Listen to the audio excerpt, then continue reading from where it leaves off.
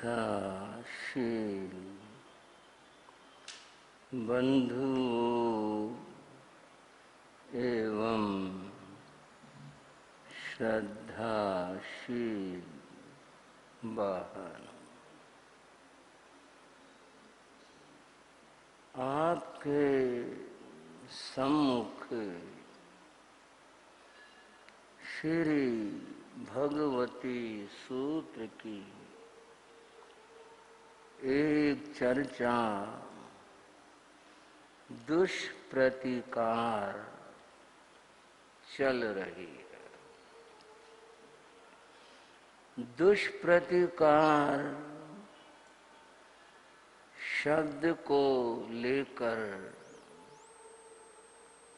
हम जो जैसा था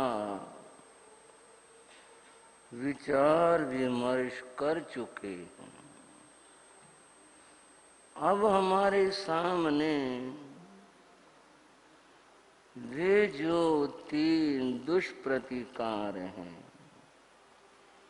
उनका स्वरूप और साथ में उनके उपकार का बदला कैसे उतारा जा सके, यह चर्चा चल रही है। हाँ जी, श्रावक को ख्याल में आया होगा। इसमें पहली बात माता पिता को लेकर थी। माता पिता की महत्ता बताई गई और अब विचार है जो उनका उपकार है उस उपकार का बदला एक पुत्र कैसे उतार सकता है। जैसा कहा माता पिता को बहुत अच्छी तरह से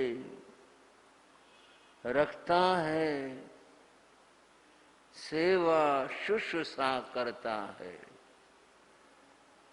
कष्ट होने नहीं देता। संसार की बात थोड़ी अच्छे से खिलाना पिलाना, स्नान आदि अच्छे वस्त्र देना, सभी ऋतुओं में उनकी साता का ख्याल रखना, ये सब कार्य करता है। तो शास्त्र ने कहा इतने से पुत्र अपने माता पिता का उपकार का बदला नहीं उतार सकता। तो फिर क्या ये संभव है या नहीं है? तो इसमें एक बात बताई, यदि कोई पुत्र अपने माता पिता को धर्म आराधना में सहायक बने, सहयोगी बने। छोटा सा एक उदाहरण कल्पना करें, कोई पिता है, कोई माँ है, सत्संग में आना चाहती हैं, लेकिन वार्धक्य, बुढ़ापा, शरीर की कमजोरी, कोई पांव संबंधी बीमारी, इस कारण से नहीं आ पाती। भावना क्या है, बेटा ठीक होते हम भी सत्संग सुन लेते, हम भी भगवान की वाणी सुन लेते, हम भी दर्शन कर लेते। भावना ये है। अगर वह पुत्र उन अपने माता पिता को जो यथा योग हो, किसी भी तरह से, यहां तक कि कमर या हाथों में उठाकर, ऐसा नहीं कि यही हो, जो संभव हो। कोई गृहस्थ हैं आप, 100 साधन होते हैं, वाहन भी होता है, कुछ भी हो, किसी तरह से वह उन्हें उनके साता के अनुसार वहां पहुंचा दे और वे धर्म सुने, उन्हें प्रसन्नता हो, आनंद हो, वे धर्माराधना करें। इस तरह पुत्र करता रहे, घर में भी उनके धर्म आराधना में सहायक बने, और भी जो हो उनकी भावना, कोई दान करने की, धर्म करने की, सेवा करने की, और पुत्र उस सबको पूरा करवाता है, उनके मन को संतोष देता है। ऐसा पुत्र अपने माता पिता का जो उसके ऊपर ऋण है उससे उऋण होता है। में श्रवण कुमार का नाम है। उसके माता पिता नेत्रहीन थे, दिव्यांग थे। उनकी इच्छा थी हम तीर्थ यात्रा करें। भावना है अपने अपने धर्मानुसार, श्रद्धानुसार भावना होती है, भावना है। और ऐसी साधन स्थिति श्रवण कुमार की नहीं थी कि वह उनके लिए रथ जुटा पाता और कोई साधन जुटा पाता, उसमें बैठा कर उन्हें तीर्थ यात्राओं पर ले जाता, संभव नहीं था उसके। पर उसने माता पिता की भावना को समझा और वह बोला मैं आपको अवश्य ले चलूंगा। और वो लेकर गया। कैसे गया? बहंगी में बैठा करके। बहंगी तो आप जानते हैं कि भी एक लंबा बांस होता है, उसके दोनों तरफ से बांध करके पीढ़ा ऐसी कोई चीज लटकाई जाती है, उस पर सामान या व्यक्ति को बैठा लेते हैं और कंधे पर उठा करके उसे ले जाते हैं। बंधुओं, इस तरह वह अपने माता पिता को तीर्थ यात्रा पर ले जा रहा था। मार्ग में दुर्घटना हो गई, वो अलग बात हुई, परंतु उसने अपने माता पिता की भावना को पूरा करना चाहा।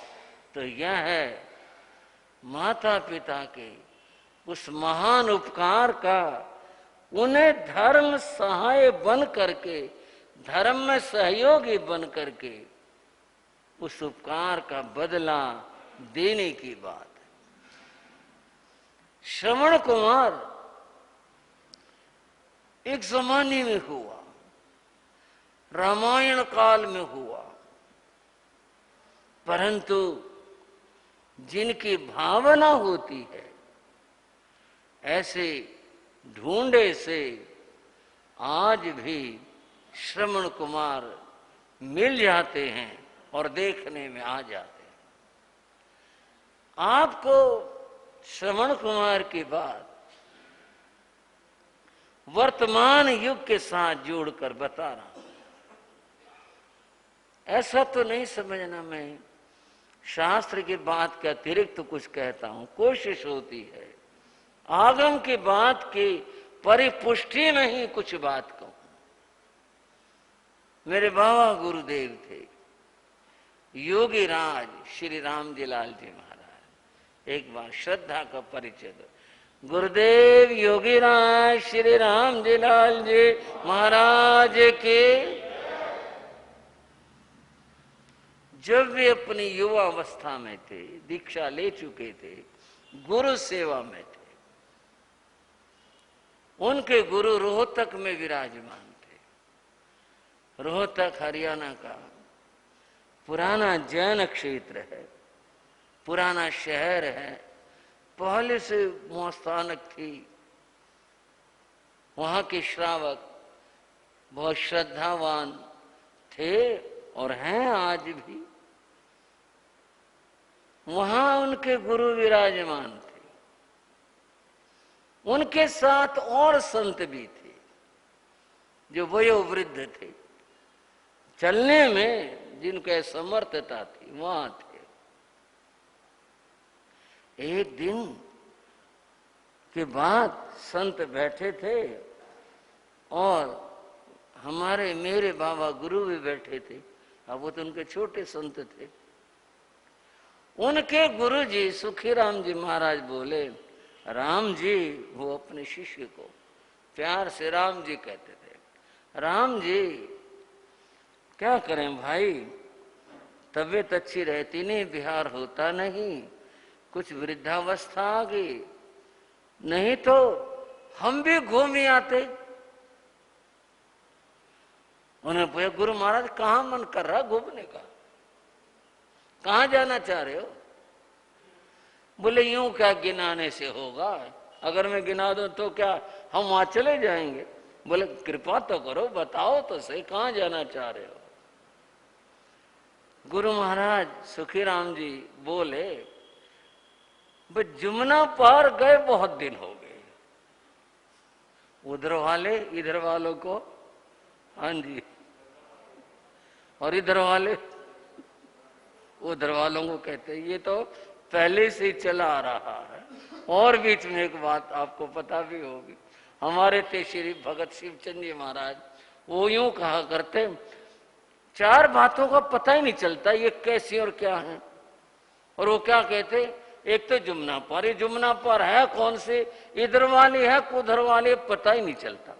वहां जाओ इधर वालों को पार का बताएंगे, यहाँ वाले उधर वालों को बताएंगे, ये जमुना पार है कौन सा ये नहीं पता चलता। एक वो कहा करते ऊंट के बारे में, बोले ऊंट को बैठाओ तो भी वो आवाज करता, उसको रड़ाना कहते हैं। वो बिना चुपचाप नहीं बैठेगा जब तक वो कुछ कर नहीं ले, और उसे उठाओ जब भी वो आवाज करके रड़ा करके और फिर उठता है। इसका ये नहीं पता चलता ये बैठ कर राजी है या ये उठ कर राजी है, कौन सी में राजी है, बैठ में राजी है उठ में, इसने तो शोर मचाना है।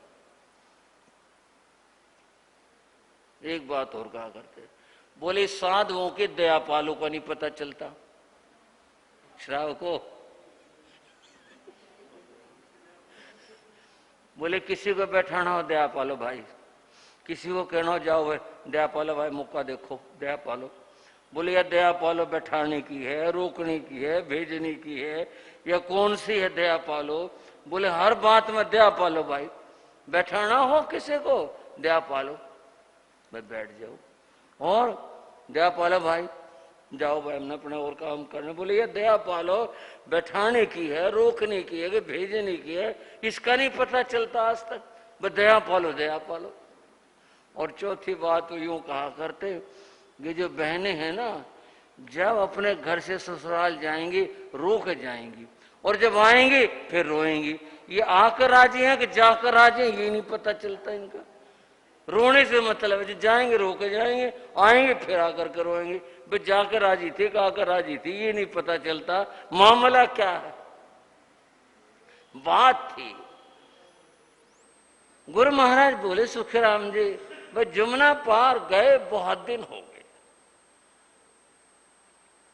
गुरु महाराज बोले फिर क्या बात है, चल पड़ते हैं। यमुना पार के हमारे जितने क्षेत्र, बड़े बड़े क्षेत्र थे, गांव में बहुत बहुत घर थे इधर सारे, तो बोले फिर क्या बात है चल पड़ते।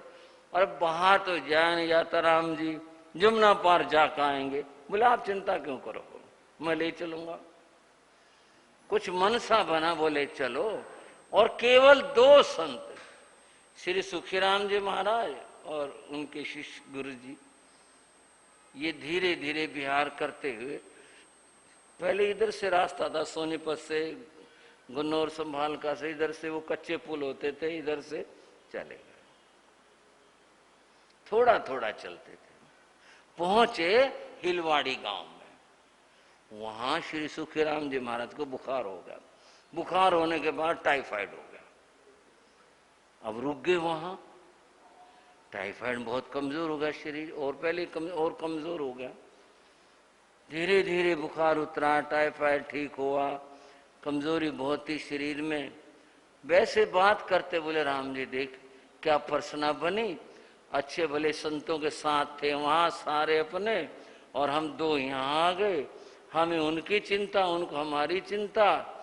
अब चतुर्मास ऊपर से आ रहा है, चतुर्मास तो अभी इधर ही करना पड़ेगा। गुरु महाराज ने बोले फिर मन क्या आपका? बोले मन तो अपने संतों में रहते, सबके साथ रहते, भाई इधर आए थे घूमने के लिए। बोले फिर चल पड़ेंगे। बोले चलेंगे कैसे, नीचे जाएंगे जाता। बोले चिंता ना करो। बंधु गुरु महाराज योगीराज श्री राम जी लाल जी महाराज बहुत बलवान पुरुष थे। बोले चलते हैं, बिहार करते हैं। उन्होंने अपने गुरु को कंधे पर बैठाया। श्रवण कुमार की बात थी ना, किसकी बात थी भाई? श्रवण कुमार की।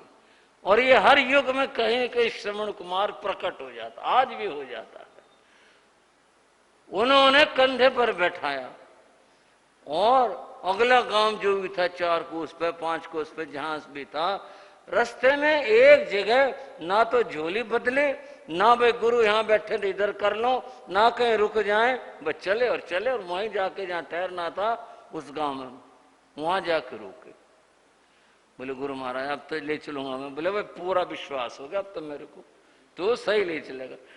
हिलवाड़ी से रोहतक बंधु कितने दूर है, वहां से वहां तक गांव गांव ठहरते हुए जो भी साधु मर्यादा उसके अनुसार कंधे पर बैठा करके लाए।